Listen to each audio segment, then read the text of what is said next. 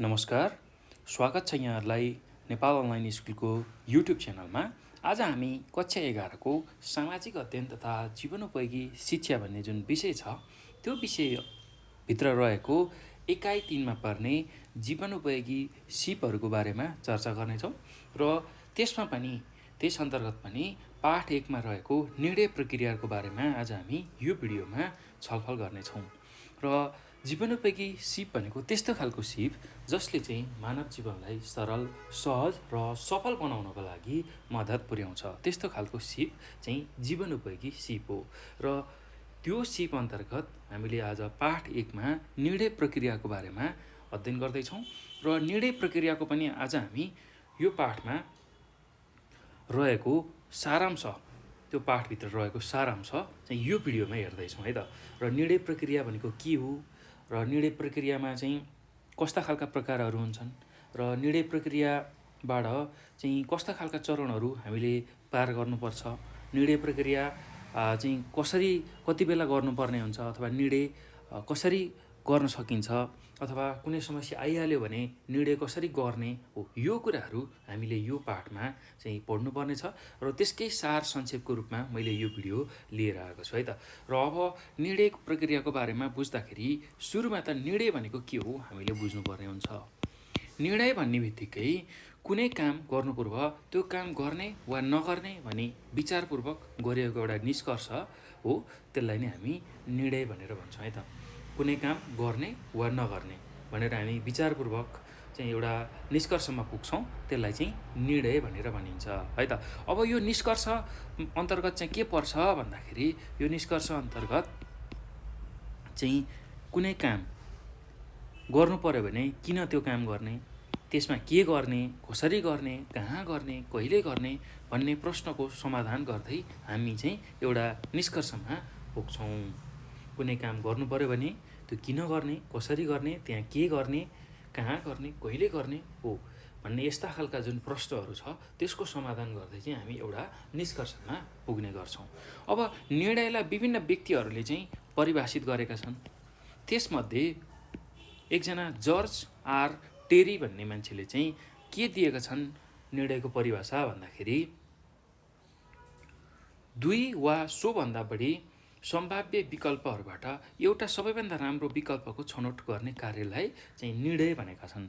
2 वा 2 भन्दा बढी जुन सम्भावित विकल्पहरू छ हो त्यो विकल्पबाट चाहिँ एउटा सबैभन्दा राम्रो चिजलाई छान्ने कामलाई चाहिँ हामीले निर्णय भनेर भन्ने रहेछौँ। त्यस्तै अर्को परिभाषा छ हेरोल्ड कुन्जर र हेन्ज बेरिचले दिएको चाहिँ निर्णय सम्बन्धी परिभाषा के रहेको छ भन्दाखेरि विकल्पहरूको छनौट कार्यका साथै योजना तर्जुमाको जगलाई निर्णय भनेर भनिन्छ। विकल्पहरू बीचको छनौट कार्यका साथै योजना तर्जुमाको जगलाई चाहिँ निर्णय भनेर हामीले भन्ने रहेछौँ भनेर हेरोल्ड कुन्जर र हेन्ज बेरिचले भनेका छन् है। धेरै विकल्पहरूबाट चाहिँ छनौट गर्ने काम र त्यो योजनाको तर्जुमा गर्ने काम, कसरी त्यसलाई गर्न सकिन्छ भनेर त्यो तर्जुमा गर्ने जुन जग छ त्यसलाई चाहिँ निर्णय भन्ने रहेछ। ल अब निर्णयलाई खासमा हामीले बुझ्दाखेरि चाहिँ कसरी बुझ्न सक्छौँ भन्दाखेरि निर्णय भन्ने बित्तिकै धेरै सम्भावना वा विकल्पहरूबाट कुनै एउटा उत्कृष्ट विकल्पको चयन गर्नु नै निर्णय रहेछ। धेरै सम्भावना, हामीसँग धेरै सम्भावनाहरू छ अथवा विकल्पहरू छ भने त्योबाट कुनै एउटा उत्कृष्ट सबैभन्दा राम्रो विकल्प हामीले छान्यौँ भने त्यसलाई चाहिँ हामीले के भन्ने रहेछौँ भन्दा निर्णय भन्ने रहेछौँ। अब निर्णय निर्माण, हामीले अब निर्णय बुझिसकेपछि निर्णय निर्माण कसरी गर्ने भन्ने कुराको बारेमा नि बुझ्नुपर्ने हुन्छ। निर्णय निर्माण भन्ने बित्तिकै जसलाई हामी अङ्ग्रेजीमा डिसिजन मेकिङ भनेर भन्छौँ, त्यसमा के बुझ्नुपर्छ भन्दाखेरि एउटा निश्चित प्रक्रिया पुरा गरी निर्णय गर्ने तरिकालाई हामी निर्णय निर्माण भनेर भन्ने रहेछौँ। एउटा निश्चित प्रक्रिया पुरा गरेर निर्णय गर्ने तरिका जुन छ त्यसलाई निर्णय निर्माण भन्ने रहेछौँ। अर्को भनेको विभिन्न विकल्पहरूबाट उत्तम विकल्प छनौट गर्ने प्रक्रिया नै निर्णय निर्माण हो भनेर हामीले भन्न सक्छौँ है त। यति कुरा चाहिँ तपाईँहरूले याद गर्नु पर्यो। अब अर्को कुरा भनेको यो के को लागि गरिन्छ भन्दाखेरि विशेष गरेर समस्या समाधान वा कुनै उद्देश्य प्राप्तिका लागि यो गरिन्छ। के को लागि गरिन्छ भन्दाखेरि के को लागि गर्ने रहेछ भन्दाखेरि एउटा समाधान, समस्याको निराकरण वा कुनै खास उद्देश्य प्राप्तिको लागि चाहिँ यो निर्णय निर्माण गरिने रहेछ। अब हामीले यो पाठमा अर्को जान्नै पर्ने, सिक्नै पर्ने कुरा भनेको निर्णय गर्दाखेरि विचार पुर्याउने कुराहरू के हुन् त, त्यो कुरा पनि हामीले बुझ्नुपर्छ है त। निर्णय गर्दा विचार पुर्याउनु पर्ने कुराहरूमा पहिलो कुरा छ समयको उपलब्धता। कति समय हामीसँग छ, हामीसँग कति समय छ, धेरै लामो समय छ अथवा एकदमै छोटो समय छ, त्यसमा हामीले निर्णय गर्नुपर्ने छ। हो, त्यो समयलाई हेरेर हामीले निर्णय गर्नुपर्छ। त्यस्तै अर्को भनेको आवश्यक मानवीय, भौतिक, वित्तीय तथा प्राविधिक स्रोत साधन के छ, हामीसँग के उपलब्ध छ। हो, त्यस्तो खालको कुराहरू हामीले हेर्नु पर्यो। जस्तै कि अब मानिलिउँ, यसलाई बुझ्नको लागि सहज रूपमा मानिलिउँ सडकमा दुर्घटना भयो, बाइक एक्सिडेन्ट भयो मानौँ। त्यो बेलामा अब एउटा व्यक्ति नजिकै छ भने उसले के निर्णय लिन सक्छ भन्दाखेरि अब उसलाई तुरुन्त प्राथमिक उपचारको लागि उसले निर्णय लिन सक्छ अथवा उसले एम्बुलेन्सलाई कल गर्न सक्छ। हो, यो कुराहरू चाहिँ समयअनुसार हुन्छ है, समयअनुसार हुन्छ, समयको उपलब्धता अनुसार चाहिँ यो गर्नुपर्ने हुन्छ। र त्यहाँ के आवश्यक मानवीय, भौतिक, वित्तीय तथा प्राविधिक स्रोत साधन छ, त्यही अनुसार चाहिँ उसले निर्णय गरेर चाहिँ त्यो बिरामीलाई बचाउने अथवा चाँडोभन्दा चाँडो अस्पताल पुर्याउने हो, यस्तो खालको कार्यहरू गर्छ। त्यही भएर निर्णय गर्दाखेरि हामीले यी कुराहरूमा विचार पुर्याउनु पर्ने हुन्छ। एउटा समयको उपलब्धता, कति समय हामीसँग छ र के सामग्रीहरू हामीसँग छ, भौतिक अथवा वित्तीय अथवा मानवीय अथवा प्राकृतिक स्रोत साधन, त्यसै गरी अर्को प्राविधिक स्रोत साधन हो, यिनीहरू कुराहरूलाई चाहिँ ख्याल गर्नुपर्छ है त निर्णय गर्दाखेरि। अब ठुला निर्णय गर्नु पऱ्यो भने, जस्तै कि सानो निर्णयको लागि त भइहाल्यो, अब ठुला निर्णय गर्नु पऱ्यो। जस्तै कि अब जलवायु परिवर्तन भइरहेछ अहिले विश्वमा, यसको बारेमा निर्णय गर्नु पऱ्यो भने के हुन्छ भन्दाखेरि राष्ट्रिय तथा अन्तर्राष्ट्रिय रूपमा चाहिँ यसको बहस हुन्छ। धेरै देशका व्यक्तिहरू, विद्वानहरू चाहिँ त्यही सम्बन्धी चाहिँ विषयविज्ञहरू बसेर चाहिँ उनीहरूले गोष्ठीहरू गर्छन्, त्यसबारेमा छलफलहरू गर्छन्। हो, त्यो सबै कुराहरू हेरिन्छ है। त्यसै गरी आर्थिक पक्ष कस्तो छ, सामाजिक, भौगोलिक, सांस्कृतिक, यी सबै कुराहरूलाई चाहिँ हेर्न पर्ने हुन्छ है। र यो कुरा चाहिँ हामीले बुझ्नुपर्छ है। ठुल्ठुला निर्णय गर्दाखेरि यो सबै कुराहरू हेर्नुपर्छ। एउटा राष्ट्रभित्रको समस्यालाई हेर्ने हो भने त्यहाँभित्रको भौगोलिक, सांस्कृतिक, सामाजिक, आर्थिक सबै पक्ष हेर्नुपर्छ। र अन्तर्राष्ट्रिय स्तरकै समस्या छ भने सारा विश्वका विद्वानहरू, विषयविज्ञहरू चाहिँ वैज्ञानिकहरू सबै बसेर चाहिँ त्यसको छलफल र निराकरण गर्नुपर्छ, त्यसको सही निर्णय निकाल्न सक्नुपर्छ। यति कुरा हामीले यसमा याद गर्नुपर्छ है त, यति कुरा बुझ्नुपर्छ। अब अर्को भनेको प्रशासनिक कानुनी व्यवस्था, प्रतिस्पर्धाहरूको अवस्था, विज्ञान र प्रविधिको विकास तथा बाह्य वातावरणको बारेमा विश्लेषण पनि यही निर्णयबाट हुन्छ है। यही कुराहरू चाहिँ हामीले यही कुराहरूलाई चाहिँ ख्यालमा राखेर ठुला निर्णय गर्दाखेरि यो चाहिँ विचार गर्नुपर्छ। हामीले ठुला निर्णय गर्नु पऱ्यो भने यो प्रशासनिक व्यवस्थालाई नै हेर्नुपर्छ, कानुनी व्यवस्थालाई नै हेर्नुपर्छ।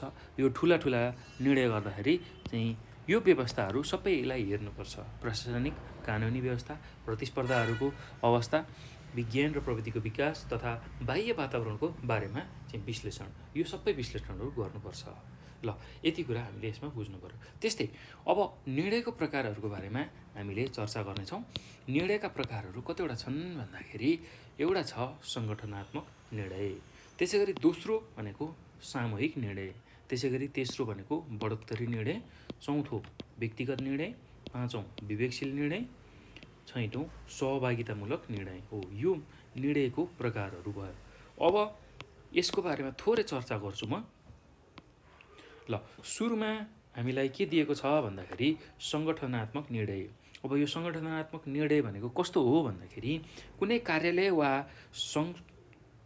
संस्थाका पदाधिकारी तथा कर्मचारीबाट कार्यालय वा संस्थाको कामका सम्बन्धमा लिइने जुन निर्णय छ त्यसलाई हामी सङ्गठनात्मक निर्णय भनेर भन्छौँ है त।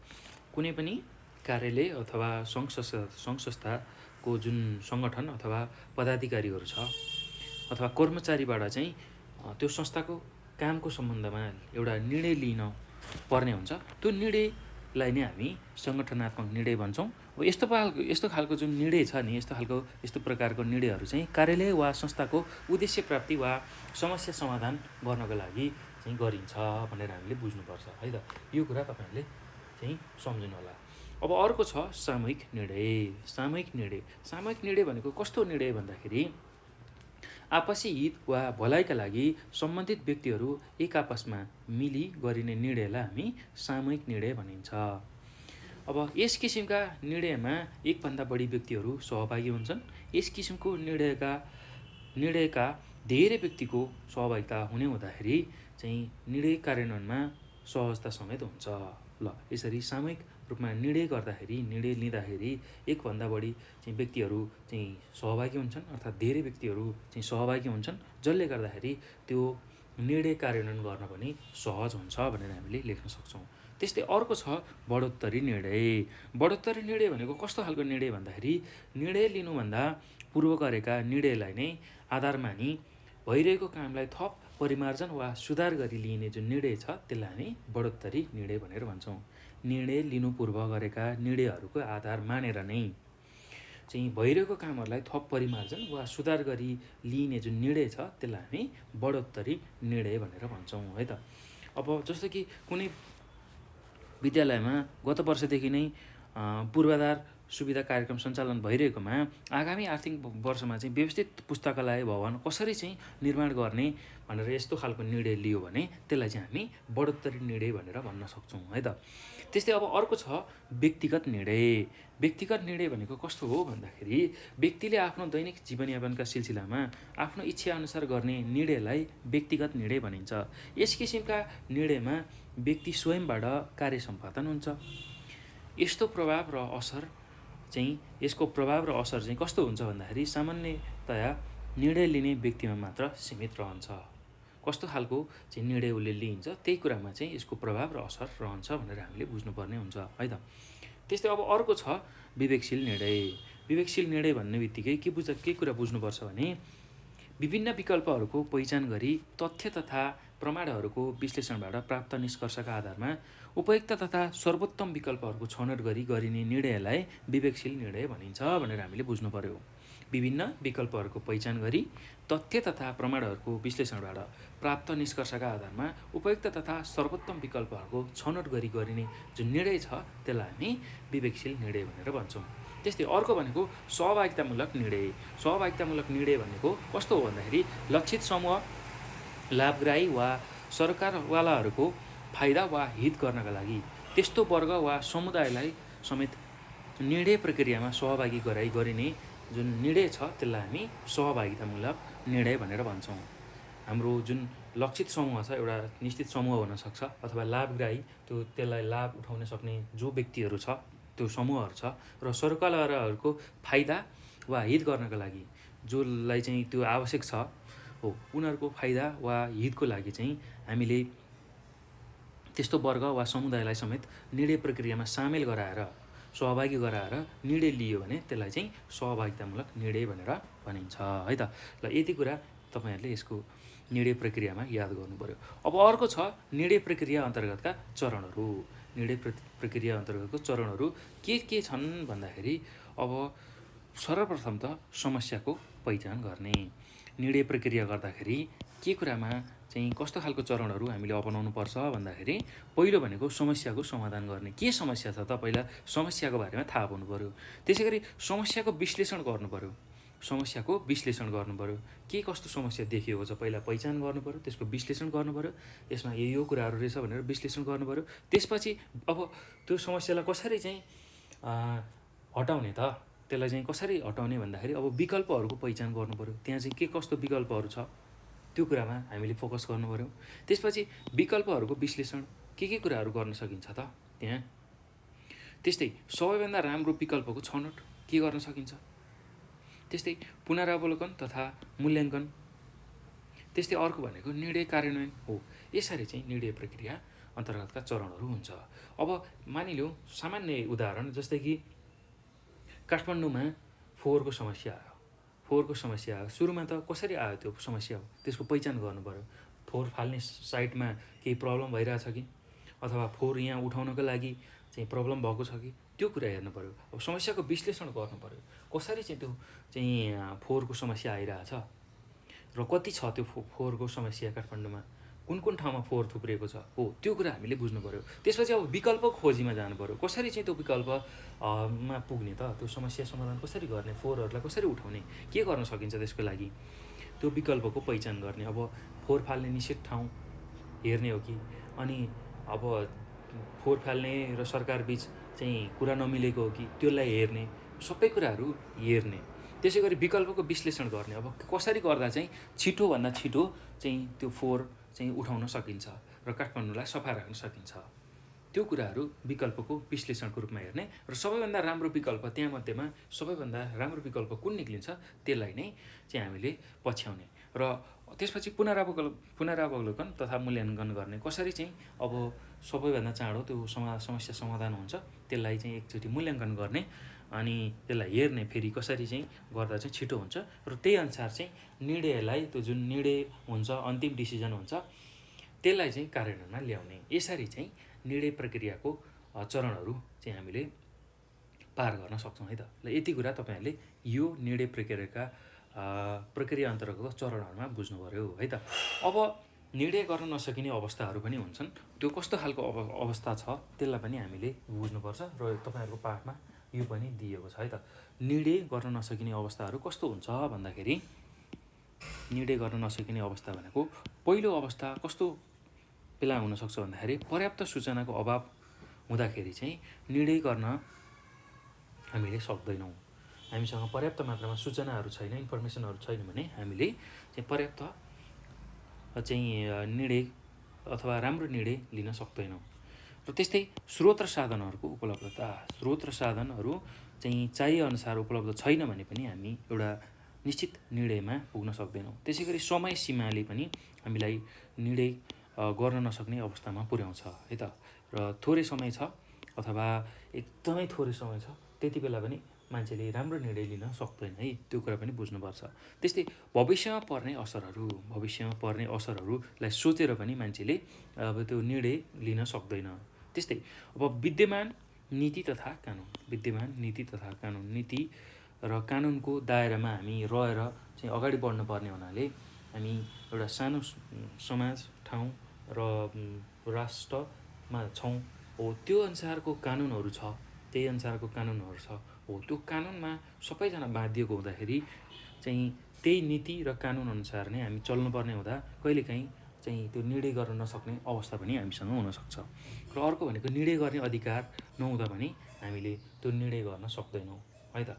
र अर्को भनेको तत्कालको परिस्थिति वा वातावरणले गर्दा पनि हामीले त्यो निर्णय गर्न सक्दैनौँ। त्यस्तै अर्को भनेको दबाव समूह, कसैको दबाव पऱ्यो भने पनि हामी त्यो निर्णय गर्ने, एउटा एक्ज्याक्ट ठोस निर्णय गर्ने अवस्थामा पुग्दैनौँ है त। हो, यस्ता कुराहरू चाहिँ तपाईँहरूले याद गर्नु पऱ्यो है त। निर्णय गर्न नसकिने अवस्थाहरूको बारेमा यसरी तपाईँहरूले बुझ्नु पऱ्यो। ल यति कुरा चाहिँ तपाईँहरूले यो पाठमा मूल भागको रूपमा चाहिँ पढ्नुपर्ने हुन्छ है त। यो पाठमा भएको जुन मूल कुराहरू छ, मुख्य कुराहरू छ, त्यसलाई मैले सारको रूपमा तपाईँहरूलाई सजिलो हुने गरी व्याख्या गरेको छु। यसलाई ध्यानपूर्वक याद गर्नुहोला, सम्झनुहोला, बुझ्नुहोला। र यो पछि अब म यो पाठमा सोध्न सक्ने, परीक्षामा सोध्न सक्ने खालको चाहिँ प्रश्नहरू र त्यसको उत्तरहरू चाहिँ गराउँदैछु, भन्दैछु। यसलाई पनि ध्यानपूर्वक सुन्नुहोला है त। अब पहिलो प्रश्नमा हामीसँग के छ भन्दाखेरि, निर्णय निर्माणको परिचय दिनुहोस् भनेर हामीलाई प्रश्नले सोधेको छ। ल निर्णय निर्माणको परिचयमा हामीले के लेख्नुपर्छ भन्दाखेरि, अब निर्णय निर्माण भन्ने बित्तिकै डिसिजन मेकिङ हो। यसमा थोरै 1 मार्क्समा सोध्यो भने तपाईँले थोरै लेख्नु होला, अनि त्यही अनुसार 5 मार्क्समा सोध्यो भने अलिकति लामो लेख्नुपर्ने हुन्छ होइन। त्यो हुँदाखेरि अब निर्णय निर्माणमा यो एउटा डिफिनेसन लेख्न सक्नुहुन्छ। कुनै काम गर्नु पूर्व त्यो काम गर्ने वा नगर्ने भनी विचारपूर्वक गरिएको निष्कर्ष नै निर्णय हो भनेर भन्न सक्नुहुन्छ। त्यसै गरी अब 1 मार्क्समै यति मात्र पनि लेख्न सक्नुहुन्छ, धेरै सम्भावना वा विकल्पहरूबाट कुनै एउटा उत्कृष्ट विकल्पको चयनलाई पनि हामी निर्णय अथवा निर्णय निर्माण भनेर भन्छौँ, भनेर पनि लेख्न सक्नुहुन्छ है। अनि यति कुराहरू पनि तपाईँहरूले लेख्न सक्नुहुन्छ है। निर्णय निर्माण भनेको एउटा निश्चित प्रक्रिया पुरा गरी निर्णय गर्ने तरिका हो, अथवा विभिन्न विकल्पहरूबाट उत्तम विकल्प छनौट गर्ने प्रक्रिया नै निर्णय निर्माण हो भनेर 1 मार्क्समा लेख्न सक्नुहुन्छ। अब तपाईँलाई 5 मार्क्समा सोध्यो भने चाहिँ तपाईँहरूले चाहिँ सबै कुराहरू चाहिँ समेटेर लेख्नुपर्ने हुन्छ है त। ल यति कुराहरू याद गर्नुहोला, यो सबै परिभाषाहरू पनि लेख्नुपर्ने हुन्छ। यसरी चाहिँ लेख्न सक्नुहुन्छ है 5 मार्क्समा सोध्यो भने। अब यो पछि अर्को प्रश्न छ। अर्को प्रश्न के रहेको छ भन्दा त्यस्तै अब निर्णय निर्माणको परिचयमा हामीले के गर्नुपर्छ भन्दाखेरि यो मैले भनिसकेँ तपाईँहरूलाई। अब दोस्रो प्रश्नमा जाउँ। दोस्रो प्रश्न के छ भन्दाखेरि निर्णय निर्माणका प्रकारहरू उदाहरणसहित वर्णन गर्नुहोस् भनेर भनेको छ। ल हामीले प्रकारहरूको बारेमा यहाँ चर्चा गरिसकेका छौँ र मैले माथि पनि भनेको थिएँ। यही कुराहरूलाई तपाईँहरूले चाहिँ सुन्दै चाहिँ लेख्न सक्नुहुन्छ है त। एकदम सजिलो छ, केही गाह्रो छैन। अब यो पछि अर्को प्रश्न के छ भन्दाखेरि निर्णय गर्दाखेरि ध्यान दिनुपर्ने कुराहरूको सूची तयार गर्नुहोस् भनेर हामीलाई प्रश्नले सोधेको छ है। निर्णय निर्माण गर्दाखेरि चाहिँ हामीले के कुराहरूमा ध्यान दिनुपर्छ भन्दाखेरि हामीले विशेष गरेर निर्णय कुनै चिजको निर्णय बनाउनु पर्यो, निर्णय गर्नु पर्यो भने हामीले चाहिँ के कुराहरूमा ध्यान दिनुपर्छ भन्दाखेरि पहिला त समस्याको पहिचान गर्नु पर्यो। त्यसै गरी समस्याको पहिचान गरिसकेपछि समस्याको विश्लेषण गर्नु पर्यो। त्यसै गरी अर्को के कुरा गर्नुपर्ने हुन्छ भन्दाखेरि विकल्पहरूको पहिचान गर्नु पर्यो। त्यस्तै विकल्पहरूको विश्लेषण गर्नु पर्यो। त्यसै गरी अर्को भनेको सबैभन्दा राम्रो विकल्प छनौट गर्नु पर्यो र यो कुराहरू हामीले चाहिँ गर्नु पर्यो है त। त्यस्तै अनि पुनरावलोकन तथा मूल्याङ्कन पनि हामीले गर्न सक्नुपर्छ र अर्को भनेको निर्णय कार्यान्वयन गर्नु पर्यो है त। यति कुरा चाहिँ हामीले ध्यान दिनुपर्छ निर्णय लिँदाखेरि, कुनै पनि चिजको निर्णय लिँदाखेरि है त।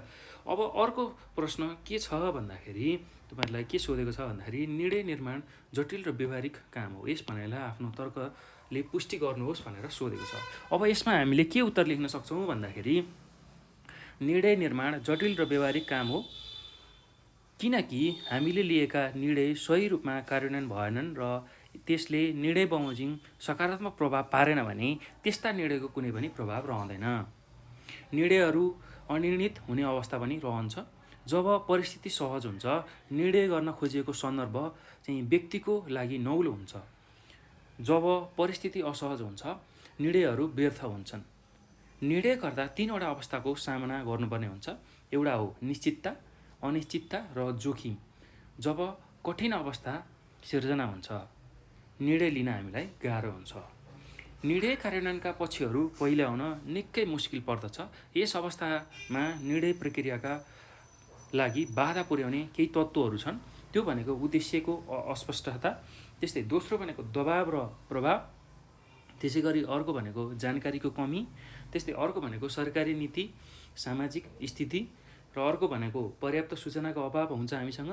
त्यसै गरी तत्काल परिस्थिति वा वातावरणको चाहिँ प्रभाव, अर्को भनेको भविष्यको असर र प्रभाव, त्यसै गरी अर्को भनेको स्रोत साधनको उपलब्धता र अर्को भनेको निर्णय गर्ने अधिकार। त्यस्तै अर्को छ समयको सीमा र विद्यमान नीति तथा कानुन हो। यो कुराले चाहिँ निर्णय गर्ने प्रक्रियामा बाधा पुर्याउँछ। अब यो सबै कुराहरूको बारेमा विस्तृत अध्ययन, विश्लेषण, फाइदा बेफाइदा, दीर्घकालीन र अल्पकालीन प्रभाव, त्यस्तै समाजको व्यक्ति वा लाभग्राहीहरूको चाहना, उद्देश्य आदि विश्लेषण गरी विभिन्न विकल्पहरूमध्ये उपयुक्त विकल्प छनौट गर्ने प्रक्रिया चाहिँ निकै जटिल र कठिन कार्य हो।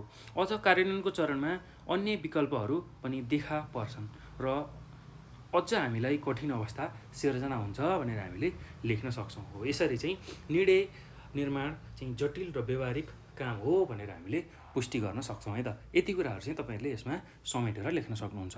ल एकदम सहज छ, त्यस्तो गाह्रो केही पनि छैन। यसलाई चाहिँ तपाईँहरूले यसरी लेख्न सक्नुहुन्छ है त। ल यो सँगसँगै हामीले यो पाठ र यसको मूल भाव, सारांश र अर्को भनेको यसका प्रश्न र उत्तरहरू हामीले हेऱ्यौँ र एकाइ 3मा पर्ने जीवनोपयोगी सिप अन्तर्गतको पाठ 1 को निर्णय प्रक्रियाको चाहिँ मूल भाव, यसमा पढ्नुपर्ने कुराहरू हामीले हेऱ्यौँ र त्यसका प्रश्न उत्तर जुन चाहिँ तपाईँहरूलाई परीक्षामा सोध्न सक्छ त्यस्तो खालको चाहिँ प्रश्न र त्यसको उत्तरहरू पनि हामीले यो भिडियोमा हेरेका छौँ र यो भिडियो हेरिसक्दा तपाईँहरूलाई धेरै कुराहरूको बारेमा जानकारी भइसकेको छ। यदि केही कुराहरू बुझ्नुभएको छैन भने तपाईँहरूलाई हामीलाई 9849595895 यो नम्बरमा कल गरेर अथवा यही नम्बरको चाहिँ भाइबर, व्हाट्सएप र टेलिग्राममा चाहिँ मेसेज गर्न सक्नुहुन्छ है त।